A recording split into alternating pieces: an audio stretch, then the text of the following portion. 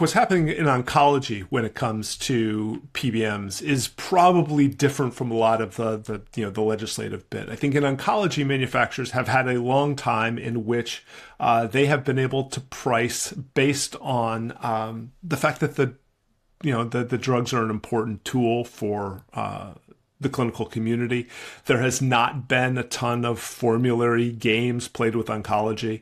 There has not been a big gross to net bubble to talk about, unlike a lot of other more generalist medicines.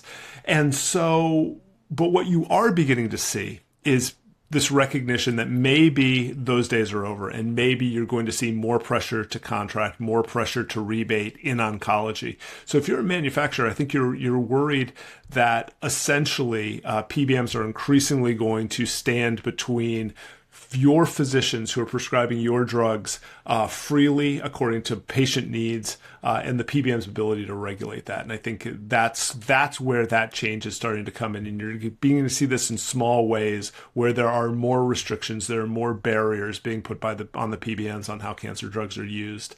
And I think that's something that's worth watching, and I think how people respond to that, manufacturers, lawmakers.